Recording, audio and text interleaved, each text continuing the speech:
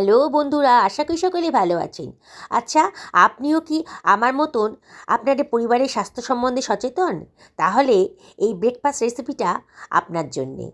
এত অল্প সময় মানে মাত্র 10 মিনিটের মধ্যেই অসাধারণ টেস্টি এই রেসিপিটা আমি বানিয়ে ফেলেছি। যেমন টেস্টি সেরকমই হেলদি। আমি আজকে এখানে 2 বাটি পরিমাণে ভুট্টার আটা নিয়ে নিয়েছি।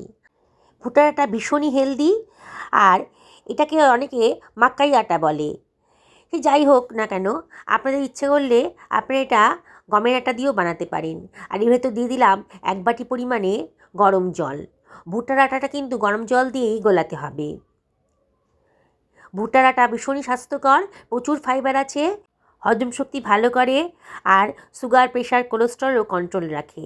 আমি অল্প অল্প জল দিয়ে একটা ব্যাটার করে নিচ্ছি।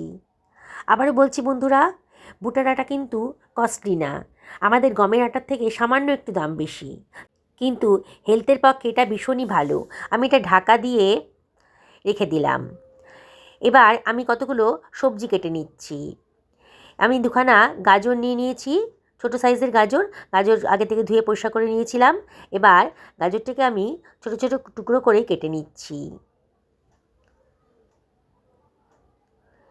এখানে অনেক ভেজিটেবলস দিয়ে করব আজকে, তাই যারা ডায়েট করছেন কিংবা ওয়েট লস করতে চাইছেন তারাও কিন্তু এই রেসিপিটা খুব ভালোভাবে খেতে পারবেন। আমি এখানে একটা ক্যাপসিকাম নিয়ে নিয়েছি। পুরো ক্যাপসিকামটা লাগবে না, অর্ধেক অংশ দেব, আর অর্ধেকটা সরিয়ে রাখছি। ক্যাপসিকামটাকেও আমি খুব ছোটো ছোটো করে কেটে নিচ্ছি। সমস্ত সবজি আমি আগে থেকে ধুয়ে পরিষ্কার করে নিয়েছিলাম। বন্ধুরা, আপনারা হয়তো রেসিপিটা দেখে ভাবছেন যে ভুট্টার আটা কোথায় পাবেন। যে কোনো বড় গ্রসারিতে কিন্তু ভুট্টার আটা কিনতে পাওয়া যায়। আর তাও বলছি, যদি না থাকে তাহলে কিন্তু গমের আটা দিয়েও এটা খুবই টেস্টি হবে। আমি খানিকটা পেঁয়াজ পাতা নিয়ে নিয়েছি। পেঁয়াজ পাতার সবুজ অংশটা আলাদা করে নিলাম, আর নিচের মোটা সাদা অংশটাকেও আলাদা করে নিয়েছি। এবার কেটে নিচ্ছি। নিচের অংশটাকে আমি খুব পাতলা পাতলা ছোটো ছোটো করে কেটে নিচ্ছি।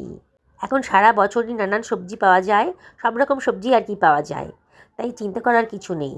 হাতের কাছে যা সবজি থাকবে সেই দিয়ে কিন্তু বানিয়ে দিতে পারবেন। অসম্ভব টেস্টি আর হেলদি এই রেসিপিটা। একবার বানিয়ে তো দেখুন, না খেলে বুঝবেন কি করে এর টেস্টটা কতটা সুন্দর। দেখুন আমার কাটা হয়ে গেছে, সরিয়ে রাখলাম। এবারে আমি 1খানা পেঁয়াজ নিয়ে নিয়েছি। পেঁয়াজটাকেও আমি ছোটো ছোটো করে কেটে নিচ্ছি, পাতলা পাতলা করে কেটে নিলাম। মিনিট 6-7 হয়ে গেছে। ভুট্টার আটাটা আমি জলে গুলে রেখেছি। দেখুন কতটা ফ্লাপি হয়ে গেছে, ভীষণই হেলদি। আবারও বলছি, ভুট্টার আটা হাতের কাছে না থাকলে গমের আটা দিয়েও করবেন, তাহলে কিন্তু যথেষ্ট টেস্টি হবে। ভুট্টার আটার ভেতর আমি দিয়ে দিচ্ছি কর্নফ্লাওয়ার। এটা কর্নফ্লাওয়ারটা দিতে হবে, নাহলে কর্নফ্লাওয়ারটা বাইন্ডিংসে কাজ করবে। তবে গমের আটা দিয়ে করলে পারে কর্নফ্লাওয়ার দেওয়ার দরকার নেই। আমি সব কিছু খুব ভালো করে মিশিয়ে নিচ্ছি। ভুট্টার আটা বা মাকাই আটার মধ্যে কর্নফ্লাওয়ার দিয়ে দেবেন, তাহলে দেখবেন রেসিপিটা দারুণ সুন্দরভাবে কড়াই থেকে উঠে আসছে। দেখুন আমার রেডি হয়ে গেছে, খুব ভালো করে মিশিয়ে নিয়েছি। এই ব্যাটারটা খুব বেশি পাতলাও হবে না, খুব বেশি ঘনও হবে না। এবার কেটে রাখা গাজরের টুকরোগুলো আমি দিয়ে দিলাম, আর এর ভেতরে আমি দিয়ে দিচ্ছি ক্যাপসিকাম কুচিটা, পেঁয়াজ কুচিটাও দিয়ে দিচ্ছি, আর এর ভেতরে আমি দিয়ে দিচ্ছি কেটে রাখা পেঁয়াজ পাতার অংশগুলো, পুরোটাই দিয়ে দিলাম। এবার দিয়ে দিচ্ছি খানিকটা কাঁচা লঙ্কা কুচি। বাচ্চাদের জন্য বানালে কাঁচা লঙ্কাটা অ্যাভয়েড করবেন।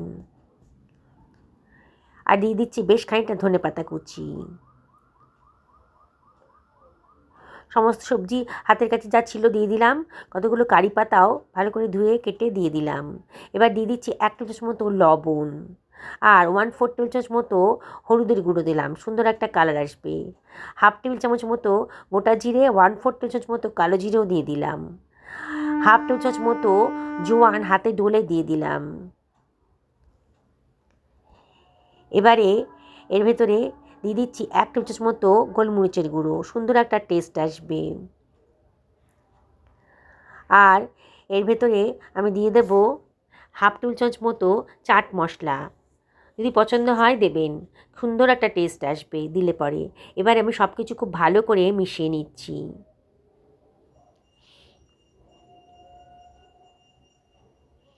বন্ধুরা, একদিন যদি বানিয়ে খান না, বারে বারে কিন্তু আপনাদের এই রেসিপিটা খেতে ইচ্ছে করবে।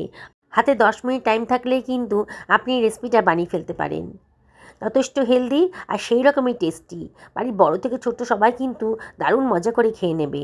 বাচ্চাদের স্কুলের টিফিনে যদি এটা বানিয়ে দেন না, আপনার বাচ্চার বন্ধুরাও কাড়াকাড়ি করে খেয়ে নেবে। আমি এর ভেতর হাফ টেবিল চামচ মতো ইনো দিয়ে দিলাম, আর একটু অ্যাক্টিভ করার জন্যে হাফ টেবিল চামচ মতো জলও দিয়ে দিলাম। দেখুন ব্যাটারটা কতটা ফ্ল্যাপি হয়ে গেছে। আবারও সব কিছু খুব ভালো করে মিশিয়ে নিলাম। এখন কিন্তু আর ওয়েট করা যাবে না, এবার ফটাফট ভেজে ফেলতে হবে। চলুন তাহলে আর দেরি না করে ভেজে ফেলি। আমি একটা ছোট কড়াই গরম করতে দিয়ে দিয়েছি, আর এর ভেতর দিয়ে দিচ্ছি হাফ টেবিল চামচ মতো তেল। আজকে খুব সামান্য তেল দিয়ে রান্নাটা করব। দেখুন পুরো কড়াই গায়ে ভালো করে মাখিয়ে নিলাম। এবার হাতায় করে যে ব্যাটারটা বানিয়েছিলাম সেটা আমি দিয়ে দিচ্ছি কড়াইয়ের ভেতরে। দেখুন